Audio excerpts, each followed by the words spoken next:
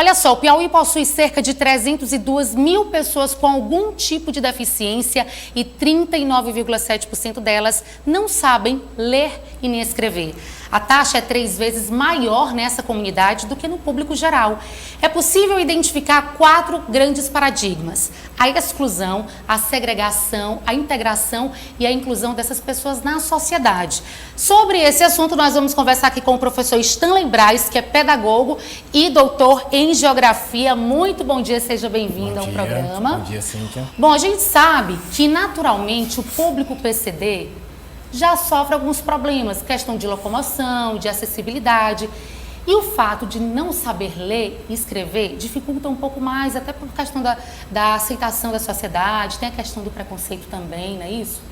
Isso aí. Quando a gente fala em processo de alfabetização, de letramento, a gente entra numa perspectiva muito histórica no nosso país. E aí isso envolve uma conjuntura bem mais ampla que nós não teríamos nem tempo de discutir aqui de tanta amplitude, que mexe com políticas públicas, que mexe com o histórico da educação no nosso país. E aí a gente está falando de uma classe de minoria, pessoas que possuem uma deficiência. Então, automaticamente, as dificuldades que a gente vai encontrar diante a ausência de políticas públicas que vão direcionar esse processo de melhorias, porque quando a gente fala de educação, a nossa educação é deficiente. Nós temos, quando a gente transcende isso de uma minoria e coloca dentro da população geral, nós temos 11 milhões de habitantes que não são alfabetizados. E aí a gente consegue mensurar essas estatísticas e perceber que não é um problema de alguém com deficiência, é o problema de um processo social no Brasil. Nós não temos políticas públicas que vão de encontro a um processo da construção educacional. E aí quando a gente olha a deficiência, isso se agrava, porque nós temos o preconceito, nós temos a própria dificuldade de mobilidade de algumas deficiências, que tudo isso vai agregando. E quando isso chega na escola, a escola não tem preparo pedagógico, não tem preparo de infraestrutura e não tem preparo metodológico para trabalhar com isso. E isso vai se intensificando. E aí, infelizmente, a gente olha no contexto social, político do Brasil, que as políticas públicas no Brasil, infelizmente, elas não são políticas públicas de Estado. Elas são políticas partidárias, que aí, como a própria nomenclatura diz, de parte. E elas não têm um contínuo. Então, automaticamente, elas vão se perdendo ao longo da história política do país. A gente trouxe você para falar sobre esses dados do IBGE, mas você pode falar muito bem sobre isso porque você é professor e vê essa realidade na sala de aula. Você certamente tem alunos, aliás, tem alunos que têm algum tipo de deficiência e enxerga isso de perto, que é um desafio muito grande, não só para a família, como para vocês mesmos, docentes, não é isso? Olha, Cíntia, hoje o desafio ele está bem mais explícito na educação. Desde a educação básica ao ensino superior, nós temos alunos com deficiência. E isso, ele se transcende dentro do processo educacional de uma forma que, na minha perspectiva, ainda temos muito que evoluir, porque muitas famílias não estão preparadas para aceitar, acho que é o primeiro processo, aceitar algumas deficiências, que a gente parte do processo básico de alguma deficiência como o autismo, que ela não impossibilita, ela sim traz uma diferença, mas ela não impossibilita dele ter uma vida normal. Mas o preconceito na própria família vai retardar, de certa forma, o reconhecimento desse processo, e isso vai se implicar na escola, porque a escola não tem conhecimento, a escola não tem como tratar isso, e isso automaticamente vai implicar no processo de aprendizagem. E a gente encontra hoje no ensino superior, eu já vivenciei inúmeros casos que isso se conecta muito com a ideia da família, por isso que eu trago essa base. Quando há uma aceitação, quando há um tratar disso, automaticamente, como a gente encontra esse aluno na escola, a gente encontra de uma forma diferenciada. E isso traz todo uma reorganização e uma inserção desse indivíduo social de uma forma diferenciada. Mas eu percebo que ainda temos muito que evoluir. O ensino superior, ele foi pego de surpresa, mais do que a educação básica, porque existia um processo de subestimar que essas pessoas com deficiência chegassem ao ensino superior. E elas estão no ensino superior hoje. Então, automaticamente, a gente entra nessa perspectiva de encontrar pessoas com deficiência no ensino superior, e o ensino superior precisa se adequar. Então, as instituições precisam ter um núcleo de apoio psicopedagógico para que elas possam tanto mensurar esse processo de que tipo de deficiência é essa e possa fazer um acompanhamento, porque isso é necessário. E aí a gente vai transcendendo toda essa perspectiva de inserção desse indivíduo na sociedade de uma forma naturalizada, porque é uma deficiência que não impede uma naturalidade de organização social. Você fala em acompanhamento e, às vezes, a própria família critica a escola, critica principalmente o professor. A questão de não saber lidar com aquela criança, por exemplo, que tem autismo. Na verdade, o professor não é culpado. Ele não recebe aquele preparo para isso, né? A escola não dá o apoio, não dá o preparo, não... Tipo assim, não prepara mesmo o professor. A gente percebe que na sala de aula não tem pessoas para dar essa assistência para as pessoas com deficiência, né? Olha, eu costumo sempre dizer que essa relação família-escola é uma relação muito polêmica, porque principalmente hoje a configuração familiar que está muito envolvida com essa perspectiva dos processos econômicos, que a família não tem como cuidar, os gestores da família não tem como cuidar como se cuidava antes. E se atribui à escola, de certa forma, a responsabilidade. E a escola tem uma perspectiva de uma educação formal, de uma educação científica. A escola não dá conta de todo o processo. E aí, automaticamente, essa educação precisa ter uma origem lá na família. E aí vai se culpabilizar a escola. E aí, quando chega na escola, muitas escolas não têm acesso ao laudo, porque as famílias não querem realizar um laudo, porque não querem aceitar a deficiência. Ter essa parceria, né? Isso. Escola, família. Quando a escola não tem conhecimento qual é a deficiência e como ela vai tratar os processos de aprendizagem, porque a psicologia escolar, ela entra numa perspectiva de trabalhar as dificuldades de aprendizagem. Ela não pode transcender essa linha tênue, porque ela não pode ir além disso. A psicologia escolar, ela não trata nada além dos processos de aprendizagem. E ela só pode trabalhar esses processos de aprendizagem se há um laudo. E aí existe essa barreira entre a família, porque a família está tão preocupada em produzir os processos econômicos que ela esqueceu de gerir. Eu costumo sempre olhar e dizer, gerir um sujeito social vai muito mais além de nutrir de processos econômicos. Eles precisam cuidar muito mais além desse processo de sustentabilidade econômica. E quando a gente fala de deficiência, nós estamos falando um cuidar que requer todo um processo diferenciado. É um indivíduo social que precisa de uma atenção, que precisa de toda uma organização diferenciada. A gente tem aqui uns dados na tela sobre o perfil das pessoas com deficiência no Piauí. Eu queria que você falasse mais sobre isso. Sexo feminino, sexo masculino, a maior parte das pessoas que têm deficiência é do sexo feminino. Faixa etária, 1,9% entre 2 e 9 anos, 10 a 17 anos, 2,1%. A maior parte dessas pessoas que têm deficiência é de 60 anos ou mais, dificulta ainda mais, né? Para cuidar dessas pessoas, já tem a questão aí da idade e o nível de instrução. 77,9%, eu estou sem enxergar direitinho, mas é isso mesmo, né? 77,3% sem instrução e fundamental, não é isso? Fundamental completo. 6, pronto, então a gente observa isso. E, professor, o que a gente observa? Esse problema de analfabetismo vai levar para a vida toda. Compromete na sociedade, compromete, inclusive, na questão do trabalho. Fica mais difícil para as pessoas se incluírem no mercado de trabalho também. É isso? Olha, Cíntia, quando a gente olha esses dados, eu sou muito crítico em relação a dados de gênero, porque eu acho que deficiência não escolhe gênero. Sim. E aí eu vou na perspectiva de que a deficiência é uma perspectiva que transcende a nossa abordagem aqui. Mas quando a gente fala de faixa etária, esses processos estatísticos eles vão ser encontrados à medida da classe social que essas pessoas estão inseridas.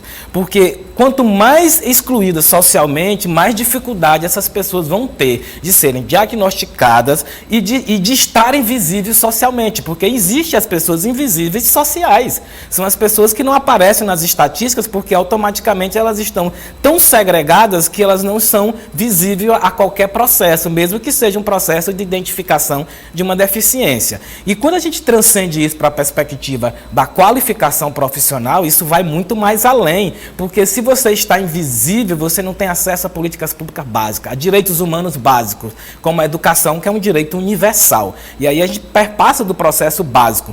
E Quando a gente está sempre voltando a um ponto, a educação. Por que pessoas não têm educação? Por que pessoas não são alfabetizadas? E aí a gente olha no contexto brasileiro, na minha perspectiva, isso é uma perspectiva pessoal, não é nem uma verdade absoluta, existe um direcionamento para que nós não tenhamos pessoas realmente alfabetizadas, na sua maior totalidade, que aí a gente transcende para outro fato de que tem pessoas alfabetizadas, mas que não têm letramento, e tem algumas que têm letramento e não têm uma percepção cognitiva. O que eu quero dizer com percepção cognitiva, para quem está em casa conseguir entender melhor? Falando uma linguagem mais acessível, discernir, entender, interpretar. E aí isso vai fazer um cidadão crítico. E para que haja cidadão crítico, é preciso que o Estado faça o seu papel. E quando a gente olha essa conjuntura de ausência de políticas públicas, da deficiência do Estado na prestação de serviço, há uma necessidade dessas estatísticas, porque automaticamente essas estatísticas vão favorecer que as pessoas não tenham conhecimento sobre quais são os seus direitos. Quais são os seus direitos básicos. E a ausência de direitos básicos alimenta a falha de um processo sistemático. Você falando que é importante o Estado fazer o seu papel, e a gente pode explicar bem, dos 224 municípios piauienses, apenas 11 oferecem atendimento em Libras. Não tem como aceitar, não tem como ir para frente, não tem como as coisas acontecerem dessa forma, né? Dos 224, apenas 11. É um número muito baixo. A gente vai muito mais além, Cíntia. A gente vai na perspectiva das outras deficiências, que são inúmeras. Se nós fôssemos catalogar aqui as deficiências que nós temos hoje, inseridas na educação, principalmente na educação básica, que é onde elas chegam em maior quantidade, a gente levaria muito tempo aqui. E nós não temos profissionais qualificados. Nem quando a gente olha a perspectiva, eu costumo sempre fazer uma comparação de que a gente vê sempre na mídia, nas estatísticas, que Teresina está entre as melhores educações do país. Mas uma educação que segrega... O público PCD está dentro dessa estatística? E aí é onde eu quero chegar. Uma educação que segrega, uma educação que é quantitativa de uma escola. Nós não estamos falando de um município inteiro. Dentro na minha perspectiva de pesquisador, de professor, a educação ela só tem sentido quando ela atinge coletivamente, porque ela é um direito. E o direito só existe quando ele atinge no coletivo. Então, quando a educação ela é boa, ela é em uma única escola, 2, 3, ela não é uma educação de uma cidade, de um município. Ela é educação específica, está segregando. Né? E quando ela segrega, ela não é um direito, ela é uma exceção. E aí a gente precisa olhar, que a gente trabalha muito, quando a gente trabalha com essa educação em larga escala, que é uma educação de dados quantitativos para angariar recursos, ela é automaticamente mercadológica e ela esquece a função, porque se eu excluir qualquer pessoa do meu sistema, automaticamente eu estou perdendo a minha função. E as pessoas com deficiências, elas são excluídas do processo. Nós não temos inclusão na escola.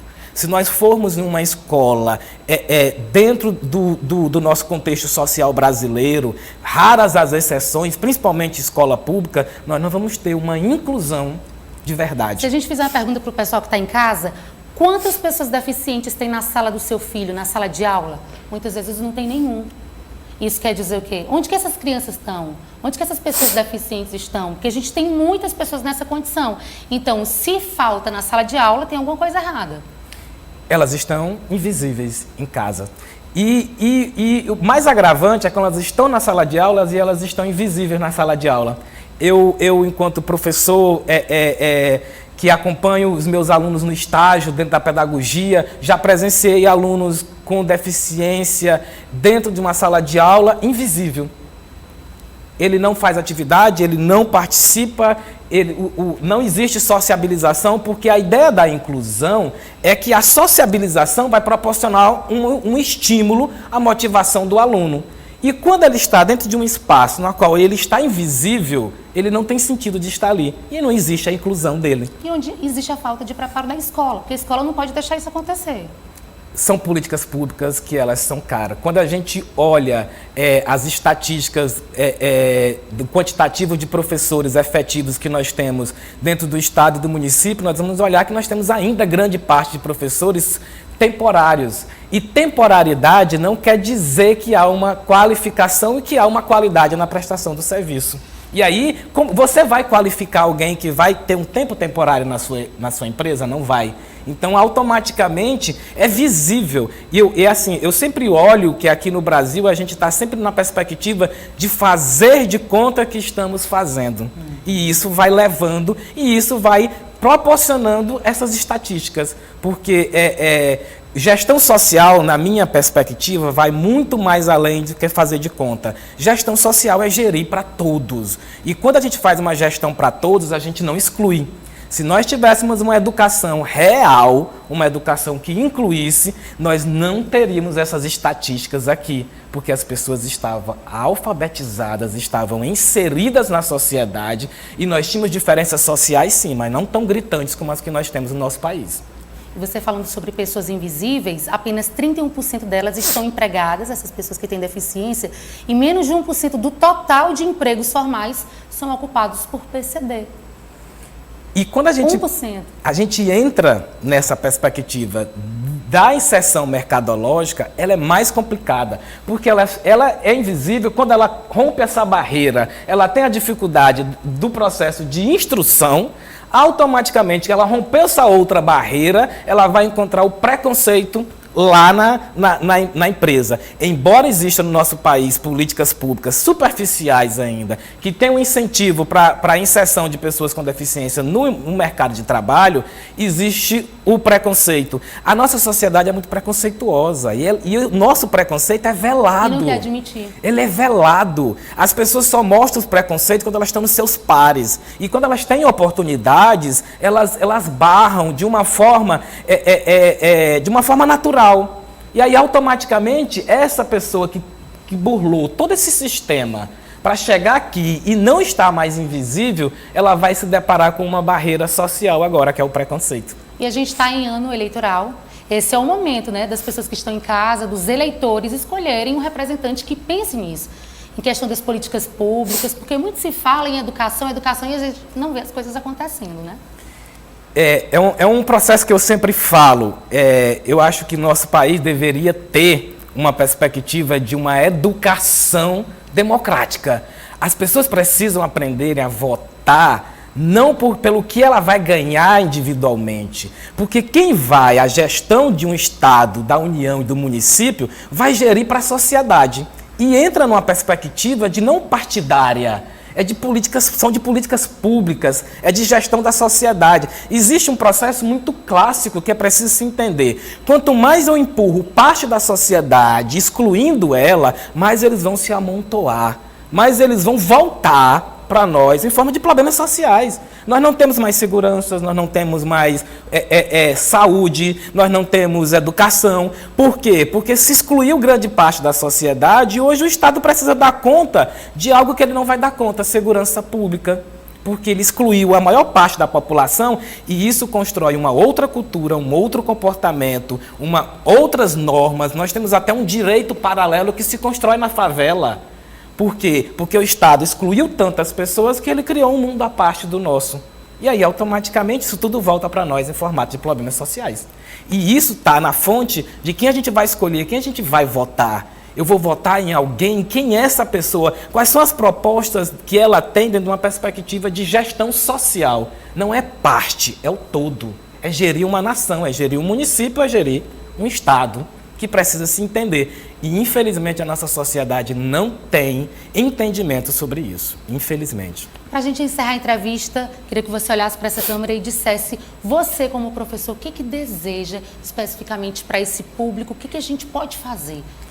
Olha, eu desejaria, eu acho, dentro da minha fala, não para esse público específico, mas para a sociedade, que a gente tivesse direitos humanos básicos, saúde, educação, segurança, meio ambiente sustentável, porque isso nos coloca dentro de uma sociedade real, dentro de um processo na qual eu tenho meu direito de ir e vir, eu tenho o meu direito de me manifestar socialmente, politicamente, filosoficamente, e eu não vou ser cerceado. Eu vou ter direito à educação, eu vou ter direito à saúde, porque hoje nós somos tributados no nosso país de uma forma enorme e nós não temos nenhum dos nossos direitos. Então, eu creio que se o Estado fizer o seu papel, a gente não precisaria estar discutindo segmentos desses problemas sociais que nós temos hoje. Eu acho que isso resolve muita coisa na nossa sociedade.